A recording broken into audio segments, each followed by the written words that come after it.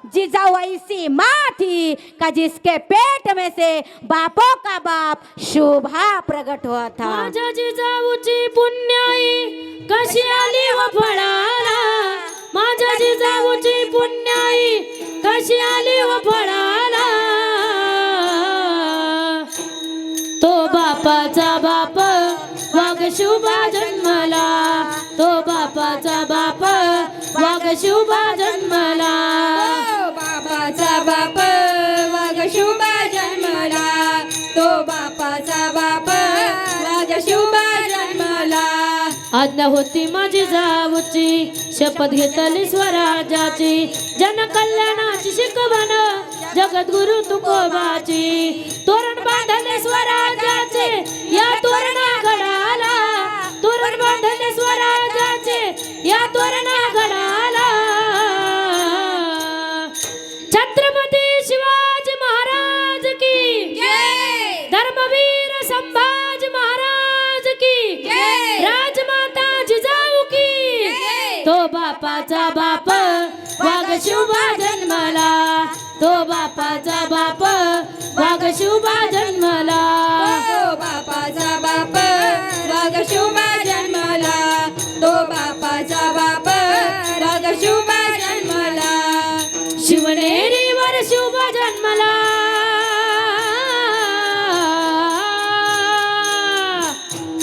शिवनेरीवर शुभ जन्मला. राजांचा अधिपती, सारा राजांचा अधिपती, दैवत छत्रपती नामचे दैवत छत्रपती, दैवत छत्रपती नामचे दैवत छत्रपती. दैवत छत्रपती नामचे दैवत छत्रपती, दैवत छत्रपती नामचे दैवत छत्रपती. हा शिवबाचे मावळे आम्हाला नाही कुणाची भीती, शुभाचे मावळे आम्हाला नाही कुणाची भीती. जय जय भवानी, जय जय शिवाजी, जय जय भवानी, जय जय शिवाजी. हा वाघाच्या जातीची पोलादी छातीची जगात वैभवशाली, वाघाच्या जातीची पोलादी छातीची जगात वैभवशाली. माझ्या राजाची जयंती आली, शिवरायाची जयंती आली, राजाची जयंती आली, शिवरायाची जयंती आली. माझ्या राजाची जयंती आली, शिवराजाची जयंती आली, माझ्या राजाची जयंती आली, शिवराजाची जयंती आली. शिवकाळात नांदत होती सुखात सारी प्रजा, शिवकाळात नांदत होती सुखात सारी प्रजा. म्हणून म्हणती शिवाजी माझा जाणता राजा, म्हणून म्हणती शिवाजी माझा जाणता राजा.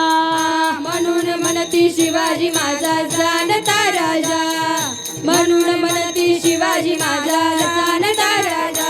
छत्रपती शिवाजी महाराज की जय, धर्मवीर संभाजी महाराज की जय. हर हर महादेव. सगळ्यांनी एकदा जोरदार टाळ्या वाजवल्या. मायबापानं ही ईश्वरी देणगी आहेत. काय आहेत? ही ईश्वरी देणगी आहेत.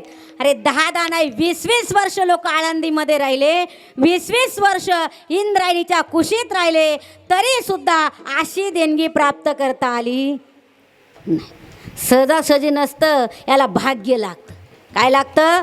भाग्याशिवाय ही गोष्ट जीवनात मिळत नाही. म्हणून असा एकच राजा होता ज्यांना छत्रपती शिवराय म्हणावं. कशा करता? अरे 9थे कलम 9था कायदा, 9थे कलम 9था कायदा, तरी सुखी होती प्रजा, कारण सिंहासनावरती होता माझा छत्रपती शिवाजी राजा, माझा छत्रपती शिवाजी राजा. म्हणून तर माता माऊल्यानं त्या राजाचं नाव घेतल्याशिवाय कथा कीर्तन पूर्ण होत नाही. का? तो राजा नसता तर आज आपण इथं एकत्रित येऊन शिंदे परिवाराला आपल्या आईचा शेवट घालता आला नसता. विठ्ठल विठ्ठल विठाल विठाल विठाल विठाल विठाल विठाल विठाल विठाल विठाल विठाल विठाल. कशा करता माता माऊलीनं बघा आज समाजामध्ये एवढा विचित्र प्रकार तुम्हाला आम्हाला बघायला मिळतोय. अरे नाचो कीर्तनाचा रंगी ज्ञानदीप लावू जगी अशी म्हणणारी आज आम्हाला नामदेव रायांसारखी संत दिसत नाही. पण आवाज ढवडीचे तुला आईची शपथ अशी म्हणणारी पोरं तुम्हा आम्हाला दिसत आहे का? अरे तुम मुझे खून दो मैं तुम्हें आझादी दूंगा अशी म्हणणारी सुभाषचंद्र बोसांसारखी माणसं तुम्हा आम्हाला दिसत नाही.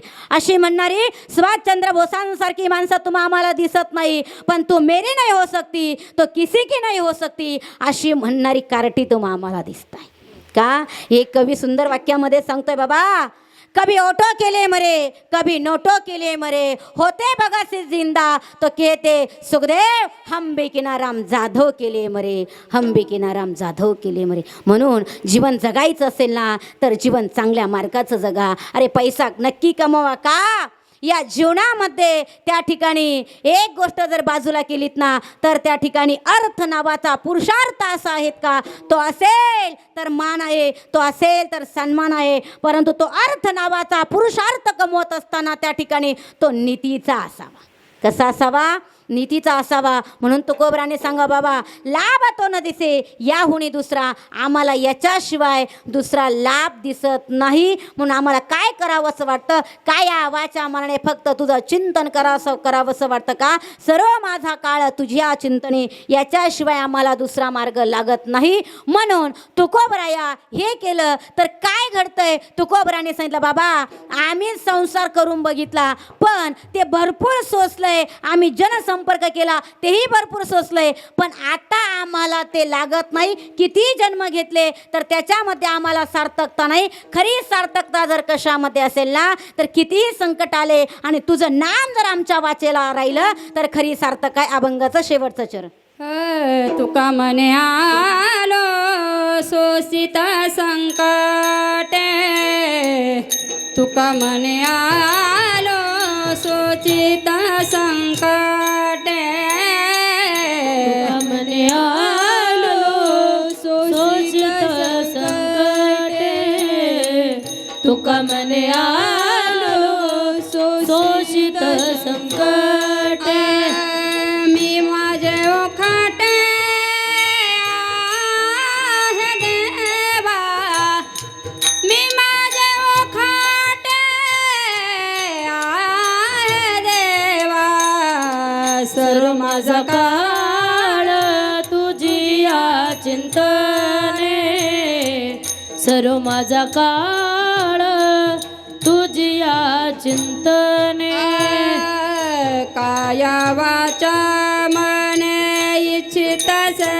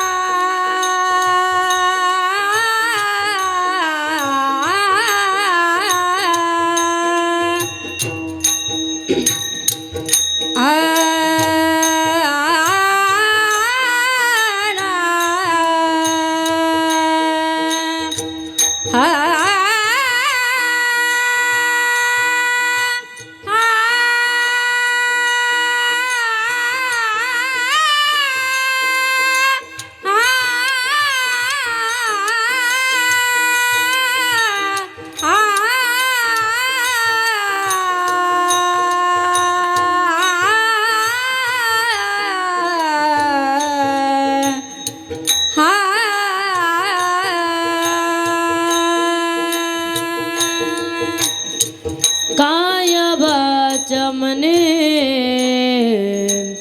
काय वाचा मने, काय वाचा मने इच्छिता से, काय वाचा मने इच्छिता से.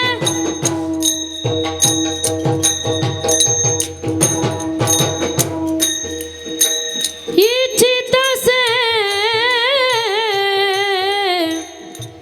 आ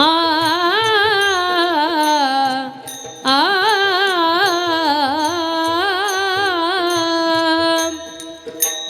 आ काया वाचा मने आ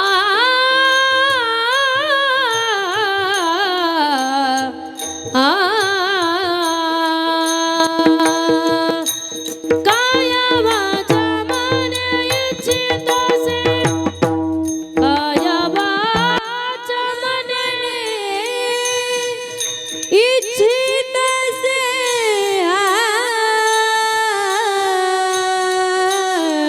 काया वाचा मने इच्छित से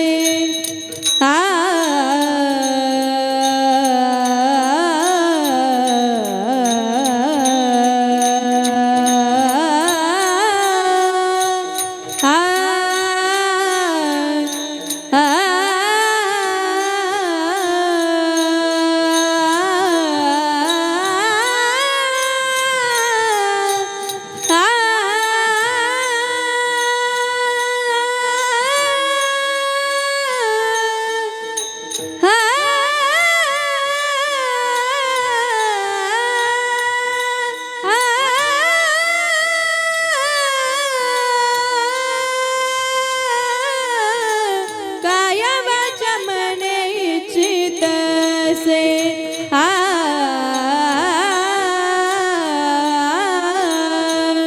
कोई कहीं और कोई कहीं और प्रभु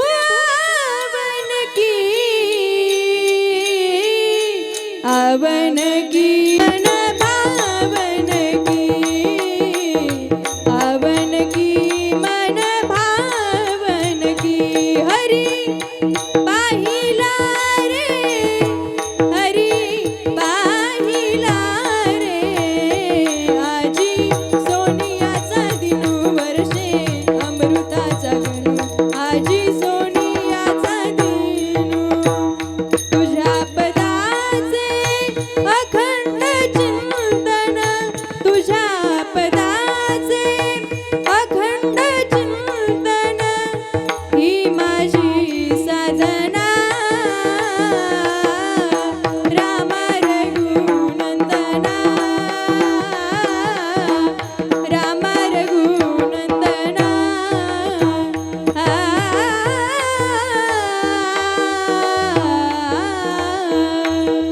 काया वाचा मने इच्छित असे काया वाचा मने इच्छित से सर्व माझा काळ सर्व माझा काळ तुझी आजी आले आ सर्व माझा काळ तुझी आजी चिंतने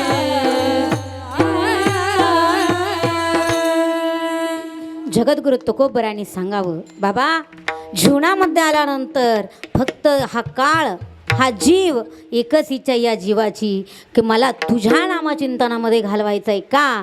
तू का म्हणे आलो शोषित संकटे. बाबा या जीवनामध्ये किती संकट आले पण या संकटाचं काहीच मला वाटलं नाही. का आलं एवढे संकट आले कसे कसे आले बाबा. ज्यांनी दररोज त्या ठिकाणी मला सांगा आपल्या क्षेत्रातली माणसं होती पण त्रास देत होती. मला सांगा शेतकऱ्याचं दुःख न कोणाला असतं. दुकानदाराला असतं का शेतकऱ्यालाच असतं. कोणाला असतं. द्राक्ष बागायतदार आपला द्राक्ष बाग आपला चांगला आला शेजारच्याचा नाही आला तर दुःख न कोणाला जास्त होतं.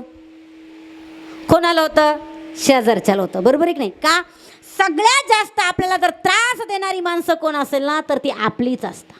कोण असतात आपलीच असतात. म्हणून तुकोबरायांवरती सुद्धा असे अनेक वेळा संकट आले की बाबा त्यांच्याच माणसांनी त्यांना जीवनामध्ये आल्यानंतर त्रास दिला.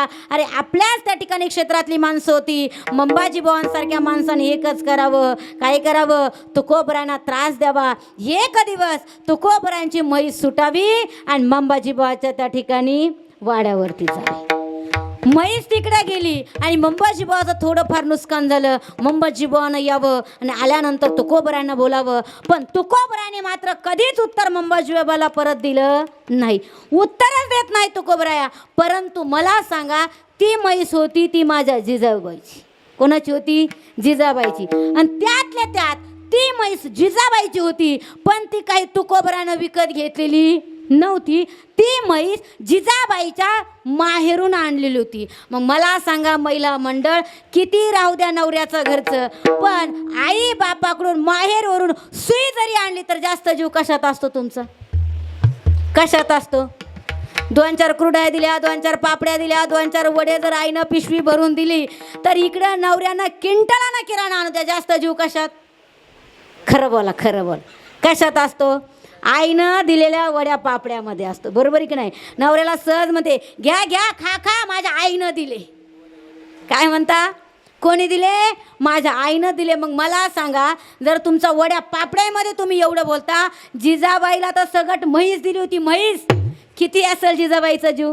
आणि त्याच वेळेला ती म्हैस तिकडे गेली. आता मंबाजी बुवा बोलतायत त्या ठिकाणी तुकोबराय शांत राहिले, पण जिजाबाई 1-2 शब्द बोलल्या आणि तुकोबराय आणि जिजाबाई बोलल्या म्हणून राग मंबाजी बुवानं तुकोबरायवरती काढला.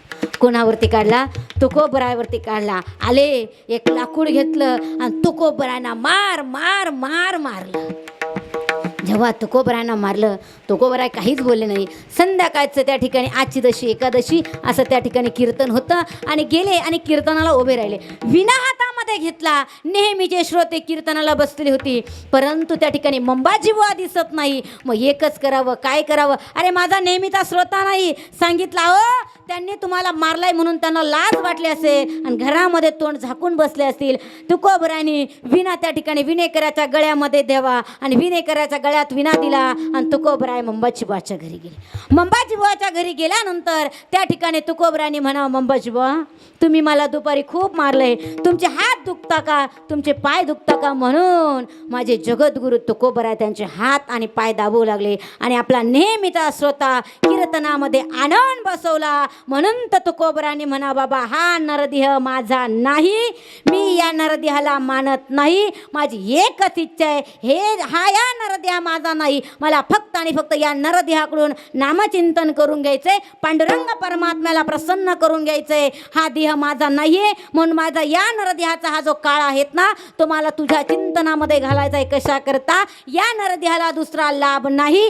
असे कितीही संकट माझ्या जीवावरती आले तरी सुद्धा तुकोबराय तुका म्हणे आलं सोशित संकटे. किती संकटे आले ना देवा, तरी सुद्धा मी या संकटांना मानणार नाही. ही इच्छा जगद्गुरु तुकोबरायांची झाली. मग तुकोबरायाने आता अनेक दृष्टांत, अनेक उदाहरणं या त्या ठिकाणी आपल्याला अभंगामधून देता येतील, परंतु वेळ आपल्याकडे फक्त 10-1 मिनिटाची शिल्लक राहिली. बरोबर आहे की नाही? वेळ आपल्याकडे फक्त 10-1 मिनिटाची शिल्लक राहिली. आणि आजचं श्राद्धाचं कीर्तन, का श्राद्ध घालावं, का पिंडदान करावं, का तर्पण करावं, का अन्नदान करावं, का वस्त्रदान करावं, का गोदान करावं, किती पिंडदान करावं, हे सविस्तर विधी या वनसगावमध्ये मी 11 वर्षात खूप वेळेला सांगितले. बरोबर आहे की नाही? 11 वर्षामध्ये मी या गावामध्ये येते, या वनसगावनं मला 11 वर्षामध्ये एकही वेळेला त्या ठिकाणी टाळलं नाही. असा एकही वर्ष नसे की मी 10-15 तरी प्रवचनं, कीर्तनापेक्षा प्रवचनं सगळ्यात जास्त वनसगावमध्ये माझी झाली. म्हणून कसा करावं कसं नाही अनेक वेळेला आपल्याला सांगितलं. आता या शिंदे परिवारासाठी सुद्धा मी काही नवीन नाही, आणि यातले अर्ध्याला वर पाहुणे मला ओळखताय, कारण त्यांच्या वडिलांचा दसक्रिया झाला, कार्यक्रम माझ्याकडे होता. त्यांच्या वडिलांचा श्राद्ध झाला, तोही कीर्तनाचा कार्यक्रम मीच केला. त्यानंतर आईसाहेबांचा दसक्रिया झाला, तेव्हा सुद्धा मीच होते आणि आता सुद्धा मीच आहे, कारण या परिवाराचं माझ्यावरती असणारं नितांत प्रेम आहे. म्हणून आता का करावं श्राद्ध हे तुम्हाला मी अनेकदा सांगून गेले. कसं करावं श्राद्ध हे तुकोबरायांप्रमाणे, वाङ्मयाप्रमाणे रामायणाचे अनेक पुरावे तुम्हाला सांगून गेले, महाभारताचे अनेक पुरावे या गावात मी सांगून गेले, त्या ठिकाणी ज्ञानेश्वरीचे अनेक पुरावे मी या गावामध्ये सांगून गेले. म्हणून ते सांगत बसत नाही, फक्त जिथे श्राद्ध असते तिथं श्राद्ध करावं एवढं एका वाक्यात सांगते. त्यानंतर आजच्या विधीच्या दिवशी गोदानाचं महत्त्व मी अनेकदा आपल्या गावामध्ये सांगून गेले. बरोबर की नाही? मुलीने आजच्या विधीच्या दिवशी गायदान करावी. कशा करता? 12 वाजता त्या ठिकाणी आपला इकडे का एकदा का जय हरी विठ्ठल झाला, अन्नदानाची पहिली पंगत बसली की माता आई साहेब त्या ठिकाणी एका नदीच्या पहिल्या पात्रावरती आजच्या श्राद्धाच्या दिवशी उभे असतात. कोणतं, काय नाव त्या नदीचं? खाली बसलेले. काय नाव? जो उत्तर देईल त्याला सोन्याचा नाणं बक्षीस. नाही दिले तर तुम्ही मला द्यायचं. बोला आता कसं जमतंय? आमच्या गावाला प्रथा आहे मावशांनो, कथा कीर्तन प्रवचन झालं का बिचारे सगळे महिला पुरुष उठतात आणि ज्ञानेश्वरीचं काय घेतात? दर्शन घेतात. बरोबर की? ज्ञानेश्वरीचं दर्शन झालं की ज्ञानेश्वरीवरती काय ठेवावं लागते? दक्षिणा ठेवावं लागते, बरोबर आहे? तुम्ही म्हणाल ताई काय असं करता, आम्ही दिले असते पण एवढं उन्हाचं टेम्परेचर वाढलंय, घरातले म्हणत होते आता भरपूर कार्यक्रम झाले, आता एखाद्या कार्यक्रमाला तर नाही गेलं तर बरं होत नाही का? पण मी म्हटले तुम्हाला माझ्या माहेरचा कार्यक्रम होतो तो चालत नाही म्हणून ताई 2-2 शब्द रात्रीपासून तुमच्या काका संग केले, एवढ्या धावपळी श्राद्ध झाले. मी काही सोबतीला येताना काही व्हायलेट पाकिट आणलं, खुशाल नाही म्हणते. म्हटले बरं जाऊ द्या, नसल आणलं तर काका कोण मागा? तुम्ही म्हटले ताई सरकारला सुद्धा कळालं होतं माता लक्ष्मीचं खातं बाईकडेच द्यावं, पहिल्यापासून लक्ष्मीचं खातं इकडं चाललंय, म्हणून सरकारने सुद्धा काल फेब्रुवारी महिन्याचा हप्ता कोणाच्या अकाउंटला मारला? आला ना कालचा हप्ता, आला का नाही? म्हटले ताई यांच्याकडून घेता येणार नाही, काळजी करू नका, टेन्शन घेऊ नका, विचार करू नका, मी तुमच्या मुलीसारखी, तुम्ही माझ्या आईसारख्या, तुम्ही सगळ्या मला मुलगी मानताना होतं म्हणा, मी कुठे तुमच्या प्रॉपर्टीत वाटे घ्यायला आले माने त्यांना सगळ्या मुलगी. मग आता एकच करायचं, कीर्तन आटोपलं का प्रत्येकीनं उठायचं, आपल्या गळ्यातलं कानातलं नाकातलं काही काढायचं आणि ज्ञानेश्वरी आणून. जमतंय ना? तुम्ही म्हणाल ताई 1:45 गेलो होतं, बरं झालं, मग त्या ठिकाणी 8 दिवसापासून थोडं कमी झालंय, बरोबर आहेत की नाही? महत्त्वाचा मुद्दा महिला मंडळ. आज वैतरण्याच्या पहिल्या तीरावरती आईसाहेब उभे आहेत.